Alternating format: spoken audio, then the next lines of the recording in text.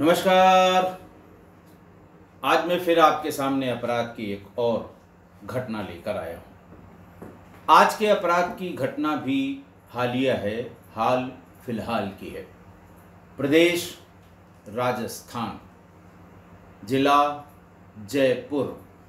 जयपुर में एक थाना है खोह नागौरियन थाना। खोह नागौरियन थाना में गोनेर रोड पर राधा कृष्ण मंदिर के सामने गौरव वाटिका में एक कॉलोनी है। कॉलोनी से एक लड़के मौसम शर्मा ने थाना और कंट्रोल रूम दोनों को फ़ोन किया और ये बताया कि मैं इस तरह से राधा कृष्ण मंदिर के सामने गौरव वाटिका की फला कॉलोनी में रहता हूँ और मैं MBBS का स्टूडेंट हूँ। मैं अभी 1:20 पर जब घर पहुंचा तो दरवाज़ा बाहर से भिड़ा हुआ था। भीतर जाने पर मैंने फर्श पर खून ही खून देखा। फिर मेरी नज़र बेड के नीचे पड़ी जहां मेरी माँ एक चद्दर में ढकी हुई थी और खून रिस रिस कर बाहर आ रहा था। सूचना गंभीर थी। पुलिस फौरन वहां पर पहुंच गई और तब तक मौसम और आसपास के लोगों ने माँ यानी मंजू शर्मा को, जिनकी उम्र करीब 50 वर्ष थी, उनको उसी चद्दर में जिससे वो ढकी हुई थी, उसी चद्दर में लपेटकर SMS हॉस्पिटल ले गए। हॉस्पिटल में डॉक्टर्स ने बताया कि इनकी मृत्यु 1 से 1.5 घंटा पहले हो चुकी है। पुलिस ने वहां आसपास के सारे CCTV फुटेज खंगालने शुरू किए। पुलिस को कुछ समझ में नहीं आ रहा था। पहले तो उन्होंने जो उस मकान के किराएदार थे उनसे और उनके परिवार से ही पूछताछ शुरू की। उनके किराएदारों में उसके मृतका मंजू शर्मा के पति सतीश शर्मा, जिनकी उम्र 52 साल है, वो उनकी मच्छ पीपली गोनेर रोड पर हैप्पी बुक डिपो की एक दुकान है, किताबों की दुकान है, और दूसरा वो थोड़ा बहुत प्रॉपर्टी का भी काम करते थे। उन्होंने ये बताया कि 3 साल पहले अपने एक परिचित के कहने पर राहुवास दौसा निवासी एक परिवार को दूसरे मंजिल पर हमने किराए पर दे रखा था। वो प्राइवेट जॉब करता था। उसके परिवार में अन्य लोगों के कभी कभार आने जाने पर मंजू से उनकी कहा सुनी भी होती थी। इतनी जानकारी मृतका के पति सतीश ने दिया कि 3 साल पहले ये आए थे और ऐसे ऐसे उनको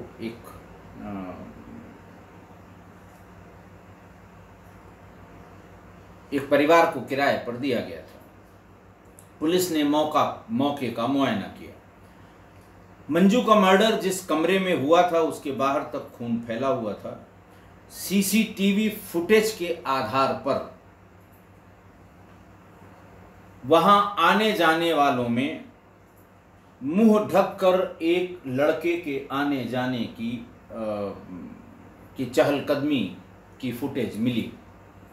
पहले कोशिश की गई कि इसकी पहचान की जाए, लेकिन थोड़ी देर में ही वो पहचान भी हो गई कि वो जो किराएदार थे, जिनका नाम मैंने बताया राहुवास, उनका भांजा था। पुलिस ने आला कत्ल और महिला का मोबाइल दोनों कोशिश की बरामद करने की मौके से, लेकिन दोनों नहीं मिले। वारदात के समय किराएदार दंपत्ति घर पर नहीं थे और हत्याकांड के बाद भी जब वो वहां नहीं पहुंचे तो पुलिस का शक और पुख्ता हो गया। 10:30 बजे CCTV फुटेज में दिखता है कि मंजू के घर एक लड़का कम उम्र का, मुंह ढके हुए आया, लेकिन फिर वापस लौट गया। दोबारा वो वारदात के इरादे से वापस 12:30 बजे आया। इस दौरान उसने वो घटना की, मंजू को मारा और पोस्टमार्टम रिपोर्ट के मुताबिक उसके पेट को लगभग चीर के आधा कर दिया। 42 वार किए उसने, 17 वार किए चेहरे पे, और पेट पर 25 वार उसने किए थे, मतलब वार उसके मिले पोस्टमार्टम रिपोर्ट में।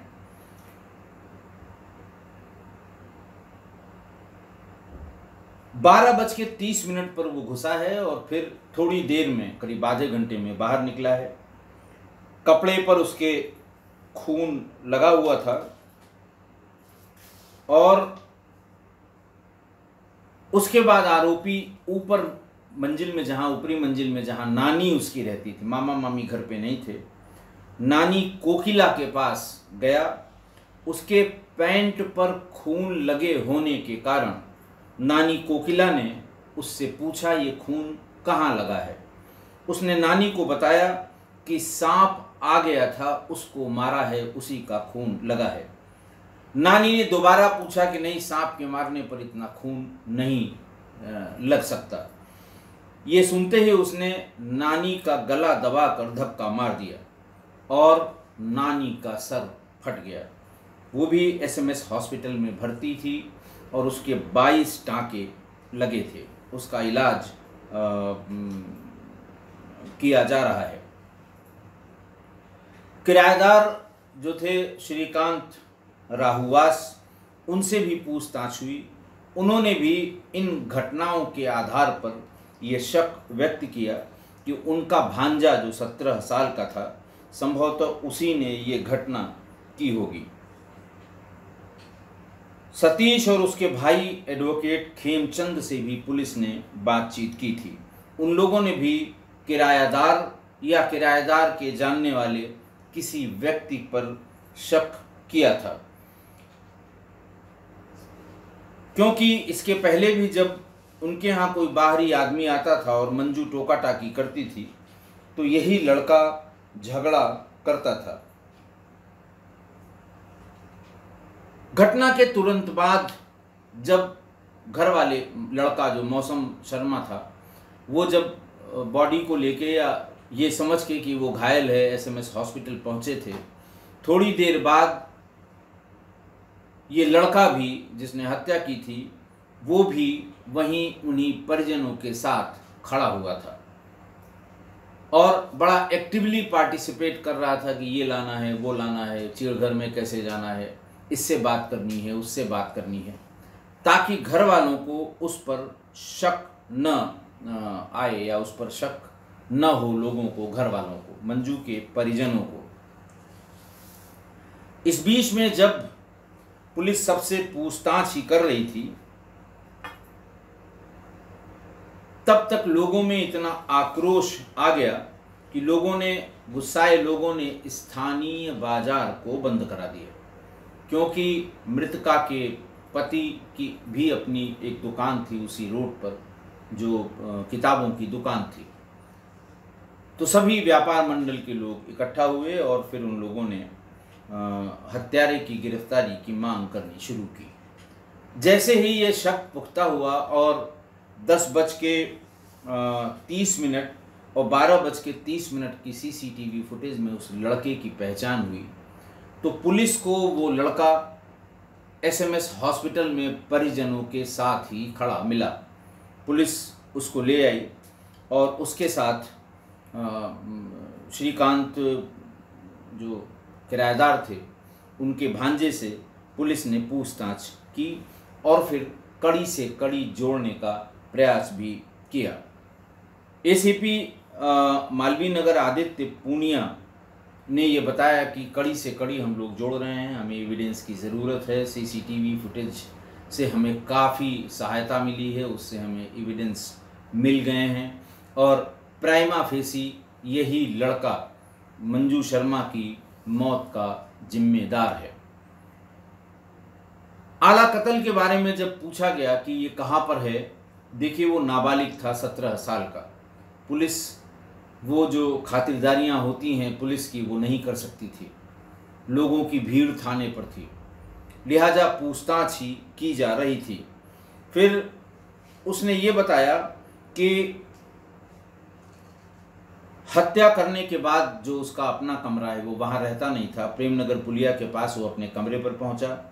वहाँ खुद के कपड़े जलाने के बाद उसने महिला का मोबाइल और हत्या में प्रयुक्त चाकू छुपाकर वापस वहीं छुपा दिया और वापस वो एसएमएस हॉस्पिटल पहुंच गया ताकि किसी को शक न हो। पुलिस ने वो मोबाइल और चाकू बरामद कर लिए हैं। एफएसएल में उसकी फॉरेंसिक जांच के लिए, चाकू की फॉरेंसिक जांच के लिए उसे भेज दिया गया है ताकि अगर फिंगरप्रिंट और बाकी चीज़ें उसमें मिल सकें तो ये एविडेंस पर्याप्त हो। बहरहाल पुलिस ने उसे जो बाल सुधार गृह होता है वहाँ पर भेज दिया गया सुधार करने के लिए। आप जानते हैं कि 3 साल से अधिक की सज़ा ये जो जुवेनाइल जस्टिस एक्ट है उसमें 3 साल से अधिक की सज़ा ऐसे अपराधियों को जो 18 वर्ष से कम हैं उनको वहीं रखने के लिए कहा जाता है। और फिर बाद में जुवेनाइल जस्टिस बोर्ड ये डिसाइड करेगा कि इसे बाल सुधार गृह में ही रखना है या इसका अपराध इतना गंभीर है कि इस पर जो ट्रायल होगा वो एडल्ट अपराधियों की तरह ही किया जाएगा। आज की घटना देखिए, आज की घटना में तो बिल्कुल हद ही हो गई। महिला की हत्या सिर्फ इसलिए की गई कि वो अपनी मामा, मामी और नानी से मिलने के लिए जब भी टाइम बे टाइम कह लीजिए या जब भी देर सवेर मिलने जाया करता था तो मकान मालिकिन मंजू शर्मा टोका टाकी करती थी। ये कोई टाइम है आने का? दिन में क्यों नहीं आ सकते, अभी क्यों आ, इस तरह की बातें टोका टाकी वो करती थी। और इसी वजह से, इस टोका टाकी से नाराज उस लड़के ने मंजू शर्मा की हत्या कर दी।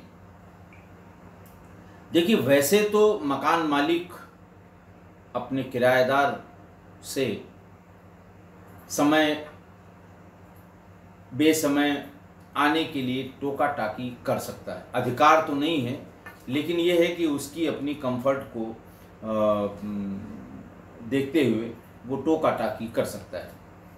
मकान के बारे में बहुत डिटेल नहीं है, लेकिन जो समझ में आ रहा है कि इनका कोई कॉमन दरवाज़ा ही होगा जिससे किराएदार और मकान मालिक दोनों जाया करते होंगे, जाया या आया करते होंगे।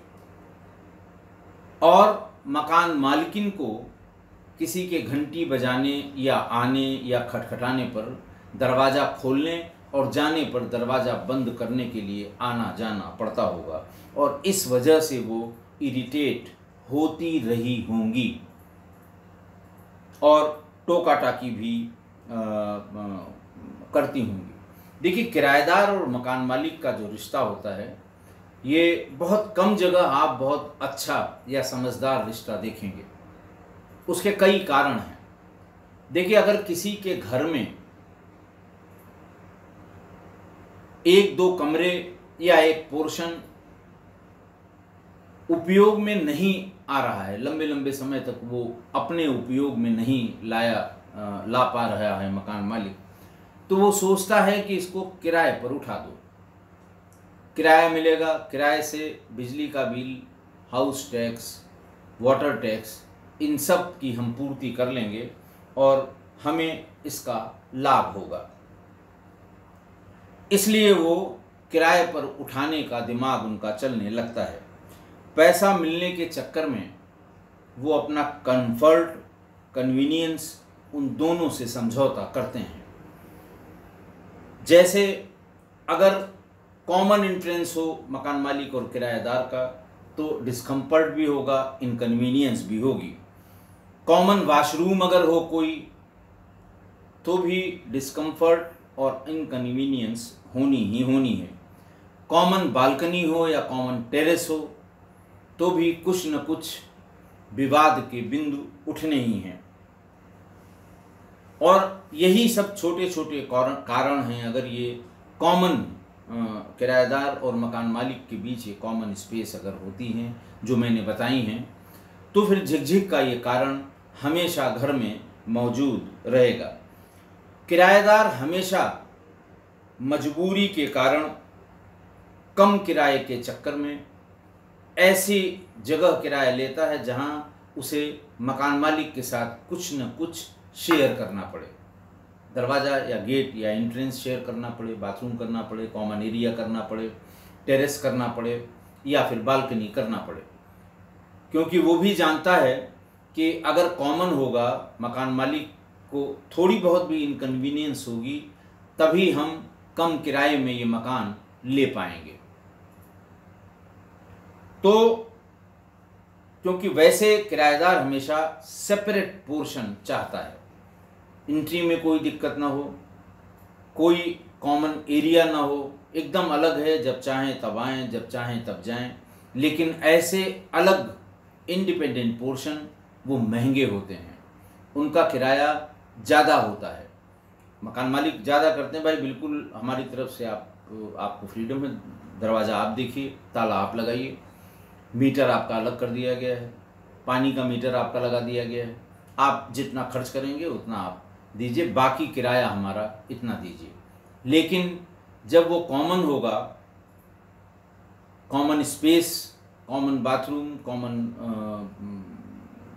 बालकनी, कॉमन दरवाज़ा, तो फिर ये सब चीज़ें नहीं हो सकती हैं। कभी मकान मालिक के आने पे किराएदार को खोलना होगा दरवाज़ा, कभी किराएदार के आने पर मकान मालिक को खोलना होगा। तो इकोनॉमिकल रीजन से लोग इस तरह के किराए के मकान ले लेते हैं, और जो इकोनॉमिकली वेल हैं वो अपना सेपरेट मकान लेते हैं।